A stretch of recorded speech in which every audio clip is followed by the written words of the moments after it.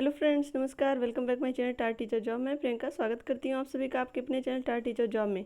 दोस्तों, अगर अभी तक आपने हमारे चैनल को सब्सक्राइब नहीं किया तो प्लीज़ सब्सक्राइब कर लीजिए और बेल आइकन बटन को प्रेस कर लीजिए ताकि हमारे सभी वीडियो की नोटिफिकेशन आपको मिल सके। दोस्तों, इसके पहले हमने लेक्चर नंबर 20 तक कर लिया। आज हम करेंगे लेक्चर नंबर 21 और इसके अंतर्गत हम समास पढ़ रहे थे। तो समास में हमारा तीसरा जो भेद है वो है कर्मधारय समास। तो देखते हैं कर्मधारय समास के बारे में। जिस समस्त पद का उत्तर पद प्रधान हो तथा पूर्व पद और उत्तर पद में उपमान और उपमेय तथा विशेषण और विशेष संबंध हो, कर्मधारय समास कहलाता है। जिस समस्त पद का उत्तर पद प्रधान हो तथा पूर्व पद और उत्तर पद में उपमेय और उपमान और उपमेय तथा अथवा विशेषण और विशेष का संबंध हो, कर्मधारय समास कहलाता है। दोस्तों, कर्मधारय समास में क्या कह रहा है कि जिसमें समस्त पद प्रधान हो। इसके पहले हम लोग पढ़े थे अव्ययी भाव समास और तत्पुरुष समास। अव्ययी भाव समास में था पूर्व पद प्रधान था और तत्पुरुष समास में उत्तर पद प्रधान था। लेकिन इसमें क्या कह रहा है? इसमें कह रहा है दोनों पद प्रधान हो और उपमेय और उपमान का संबंध हो और विशेषण और विशेष का संबंध हो, तो उसे क्या कहेंगे? कर्मधारय समास। क्लियर है? नेक्स्ट अभी देख लेते हैं इसमें उदाहरण क्या है। समस्त पद और विग्रह। समस्त पद में दे रहा है चरण कमल, कमल के समान चरण, कनक लता, कनक की सी लता। दोस्तों, इसमें एक चीज और आप देखेंगे, इसका जो पहचान होता है जब आप इसका विग्रह करते हो तो के समान, की सी, और देखिए लाल है जो मड़ी, इस तरह से जो इसकी जो पहचान होती है के समान आता, मतलब उसमें एक दो चीज़ों की आपस में सिमिलरिटी दिखाई जाती है। तो चरण कमल, कमल के समान चरण, कनक लता, कनक की सी लता, कमल नयन, कमल के समान नयन, प्राण प्रिय, प्राणों के समान प्रिय, चंद्रमुख, चंद्र के समान मुख, मृग नयन, मृग के समान नयन, देह लता, देह रूपी लता, क्रोधाग्नि, क्रोध रूपी अग्नि, लाल मणि, लाल है जो मणि, नीलकंठ, नीला है जो कंठ, महापुरुष, महान है जो पुरुष, महादेव, महान है जो देव, अधमरा, आधा है जो मरा, परमानंद, परम है जो आनंद, लौह पुरुष, लोहे के सदृश पुरुष, नरसिंह, नर के सदृश सिंह, वायु वेग, वायु के सदृश वेग, सदृश मतलब समान वेग, वायु के समान वेग, नरसिंह, नर के समान सिंह। तो यहाँ पे देखेंगे एक वस्तु को दूसरे के साथ उसकी सिमिलरिटी बताई जा रही है।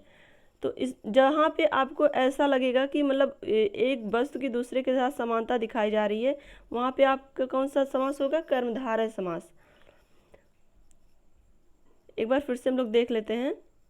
जिस समस्त पद का उत्तर पद प्रधान हो तथा पूर्व पद उत्तर पद में उपमेय और उपमान और उपमेय अथवा विशेषण और विशेष संबंध हो, उसे कर्मधारय समास कहते हैं। क्लियर? मतलब दोनों पद इसमें प्रधान है। जैसे देखेंगे चरण और कमल। चरण अपनी जगह, चरण का मतलब पैर और कमल का मतलब फूल, दोनों ही। यहाँ पे जो चरण है वो कमल के समान कोमल बताया गया है।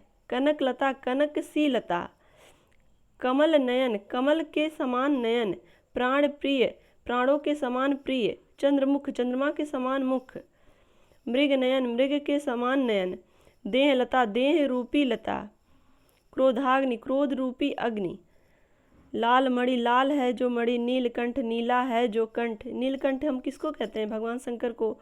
शंकर के लिए नीलकंठ का यूज किया जाता है क्योंकि वो विष का पान किए थे, तो जिसकी वजह से उनका जो कंठ था वो नीला दिखता था।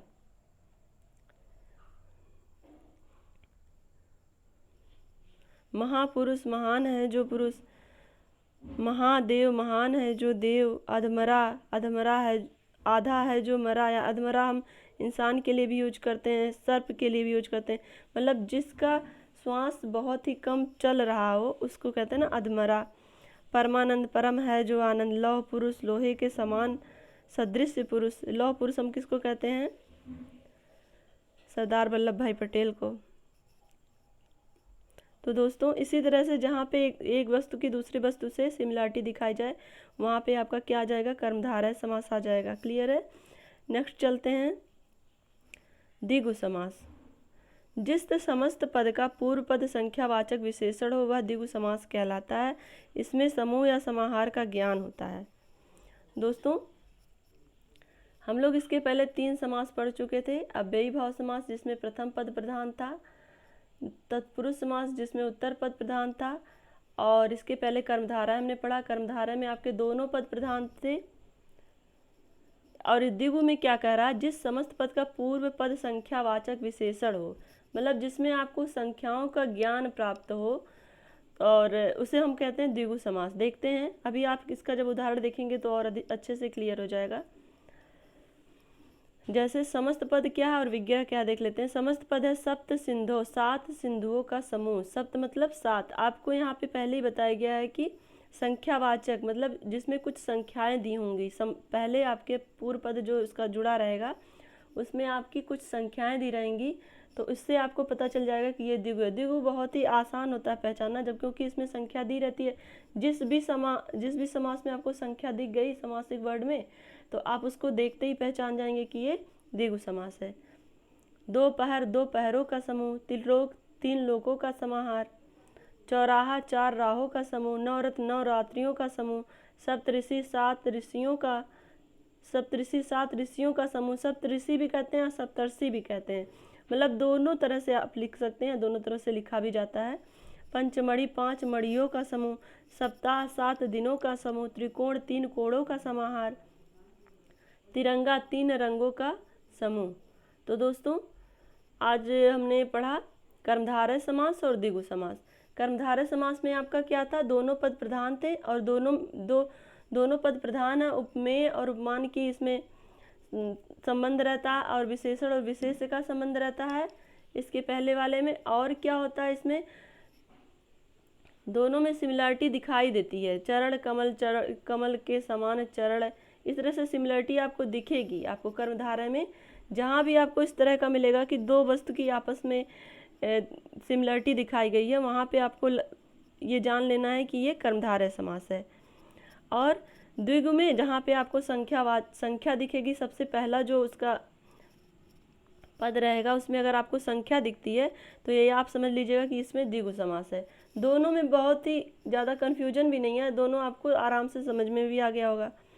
तो दोस्तों, आज के लिए बस यही 2 समास।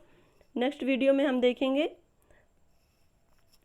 आपका बहुब्रीहि समास और द्वंद्व समास। दोस्तों, अगर ये वीडियो आपको अच्छी लगी हो तो प्लीज़ एक लाइक कर दीजिएगा, अपने दोस्तों के साथ शेयर कर दीजिएगा, और हमारे चैनल को सब्सक्राइब भी कर लीजिए। हमसे जुड़ने के लिए थैंक यू सो मच। जय हिंद।